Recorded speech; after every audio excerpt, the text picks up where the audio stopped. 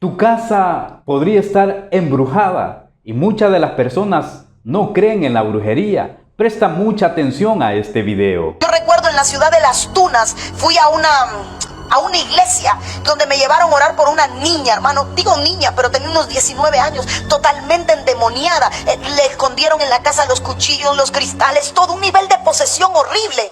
Y cuando entro a la casa, pongo un pie en la puerta de la casa, Dios me atraviesa. Usted no sabe cómo son las casas en Cuba, no sé que sea cubano, pero hay unas casas que son de pasillo, que todo queda de un lado y en una esquina de la casa el pasillo. Entonces usted toma el pasillo y entra un cuarto, dos cuartos, un baño, tercer cuarto, cocina y el patio. Entonces cuando yo entro a la puerta, usted no ve lo que había atrás porque era una casa de pasillo, pero yo en mi espíritu atravieso todo y veo un árbol y al bajo del árbol dos raíces grandes y entre las dos raíces veo que hay algo clavado y veo una cinta roja que no era roja sino que había sido bañada en sangre.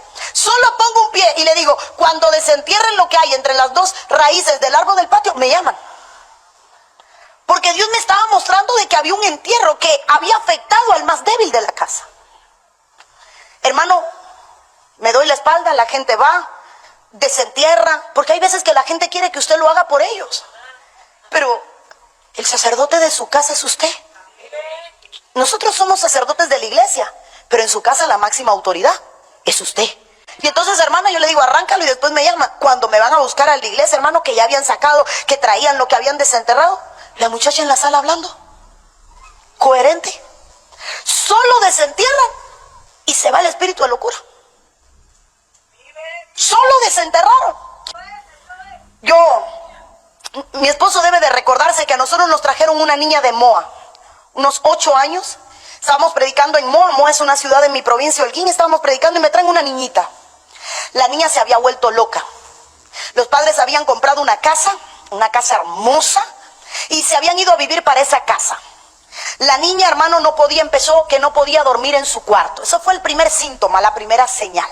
La niña se levantaba en la noche, lloraba, venía para el cuarto de él, se les metía en el medio de la cama. La niña lloraba, la mamá, no seas malcriada, la llevaba al cuarto. Luego la niña empezó a decir que sentía como le movían la cama y la despertaban 2, 3 de la mañana. Hermano, una niña. Luego la niña empezó a orinarse en la cama del miedo. Y empezaron las señales a aparecer, pero los padres, no pasa nada. ¿Y sabe qué es lo más triste? Que eran padres cristianos, hermano. ¿Cómo es que a veces no nos movemos en las atmósferas espirituales? Vete a dormir, Mimi, tranquila. Tú cuando pase algo proclama el nombre del Señor. Perdóneme, ¿cómo vamos a delegar una responsabilidad de esa índole en un niño? Tranquila, mami, que Dios está contigo y el ángel de Jehová. Sí, está bien que le des palabra, pero tienes que actuar. El caso es que esta niña cogió un pánico de tal manera que ya no podía dormir. La sacaron para la sala. La niña veía como del cuarto salían. La historia termina en esto, hermano. El día que los padres hablaron con el pastor y el pastor habló conmigo y yo le dije, tráiganla. La conversación había sido entre el pastor de la iglesia y los padres de la niña. Cuando la niña ese día la vistieron, no le dijeron a dónde iba. La niña la visten y le dicen, vamos a salir, mamita. Solo se sienta en el carro y la niña empieza a decir, no me lleven a verla, no me lleven a verla. Y los padres se asombran porque ninguno le había dicho a la niña a dónde iba. No me lleven a verla. El caso es, hermano, que abajo de la escalera estábamos quizás en un cuarto piso, tercer piso, había que subir escaleras. Y la niña en la primera planta empezó a gritar y yo la escuchaba. Abro la puerta del apartamento, estábamos esperando el caso de la niña para orar por ella. Y cuando me asomo, la niña dando gritos, reguindada, hermano, de la baranda de la escalera. No me suban, dando gritos. Yo digo, que me suban uno de los padres y empiezo a preguntarle. Lo primero que le pregunto es, ¿quiénes vivían antes que ustedes? Y así muy normal me dice, mire que una bruja. Así. Dios mío. Ahí yo me arranco la cabeza. Ok. ¿Quién dormía en el cuarto de la niña? Nadie. Fíjese que cuando nosotros fuimos, ese era el cuarto de la casa que estaba vacío, porque lo único que había era una cortina en un closet y unos vasitos y unos platillos. ¿Verdad que son? Dios mío, esos son los que vienen, venir un avión y se viene un mosquito, hermano. Y el caso es que ese era el cuarto donde la bruja trabajaba, donde movía lo espiritual. Y ahí metieron la niña. Solo así el espíritu me dice, pregúntale si la cama está en el mismo lugar donde ellos vieron los platillos. Y le cabal, hermano. Y la cama la pusieron, ¿verdad?, en el mismo lugar donde estaban los platillos. ¿Cómo usted sabe, pastor? Y yo, ¿qué les hago, hermano? Sí, es que ustedes no purificaron su casa. Hay casas que son inhabitables. Hay espíritus que tienen autoridad sobre propiedades porque fueron consagrados. Caso es que le digo que me suban a la niña a pura penas, a la fuerza me la traen. Cuando la niña me ve, no me podía mirar a los ojos. Y empieza a dar gritos. Hermano, le estoy hablando, que yo haga así no significa que sea grande, es que yo soy pequeña, pero era una niña chiquita. Y la niña, hermano, empieza a gritar y yo, mírame a los ojos y no podía. Totalmente poseída. La abrazo, empieza a llorar y empiezo a ministrar sobre ella. Señor, yo ordeno que todo, y empiezo a orar por la niña, y la niña termina riéndose. Pastora, gracias, pastor. Y los padres no conocían a su hija. No sé si alguna vez usted se ha mudado a casa nueva, y es tanta la emoción que se le olvida consagrar su casa. Y me llegó el camión de la mudada, ¡ay, qué emoción! Y ya montó la cafetera. Digo, si usted celebra como yo, que celebro con café. Y usted montó la cafetera y se le olvidó echarle su ungida a la casa. Antes de meter algo a la casa se le olvidó consagrarla. Pero usted no sabe qué cananeo la habitó antes que usted. Y usted no sabe en qué rincón escondieron, clavaron, sellaron, metieron una dedicación. Eso es tan importante, consagrar su casa. Consagrar su casa. Porque de pronto los espíritus se aferran a cosas.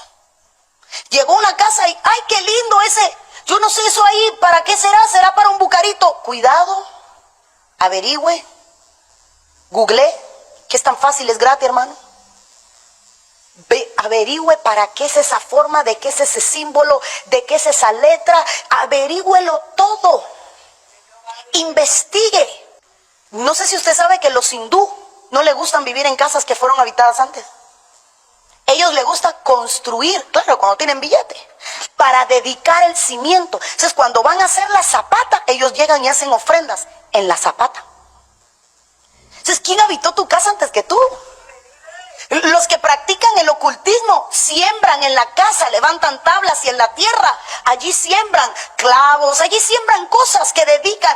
Muchas veces nosotros los cristianos no dedicamos nuestra casa cuando los satanistas las consagran, las dedican, las proclaman. Y entonces, hermano, muchas veces podemos estar en casas que tienen ministraciones negativas sobre nuestras vidas. Porque puede ser que alguien te visitó y te trajo algún regalo que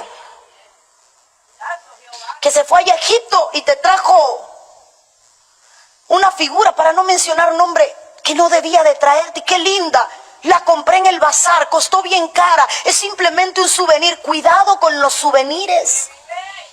Cuidado con los souvenirs, cuidado con lo que puedes tener, porque yo llegué una vez a una casa y le dije, eso es una ouija, por si no lo sabías, esto es lo mismo que una ouija, lo único que era egipcia, era la tabla que usaba. Y empecé, no me cuentes, pero sí pregúntale a Google, mi amor, ¿cómo? Y le busco la camarita, ¿verdad? Si usted no lo sabe, al lado de Google hay un microfonito y una camarita, usted toma una foto, da a buscar y le dice todo. Da sí. Doy más clases, después me sigue.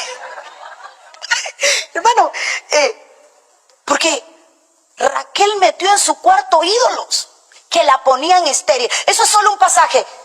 Mical tenía ídolos que metía en su cama cuando David se iba y tampoco podía tener hijos. Recuerda que Mical, cuando David tuvo que huir por la ventana porque lo estaban siguiendo para matarlo, en lugar de David, ella tenía en su alcoba un ídolo doméstico. Los ídolos domésticos son grandes, y lo acostó en la cama y lo tapó y se acostó con él. Y ella no podía concebir. Fue la única esposa, creo que la única esposa de David, que no pudo darle hijos. Seco el vientre, porque algo en su alcoba impedía el fluir. Entonces, hay cosas que pueden estar en las casas o en los cuartos que impidan ciertas atmósferas, que provoquen pleito.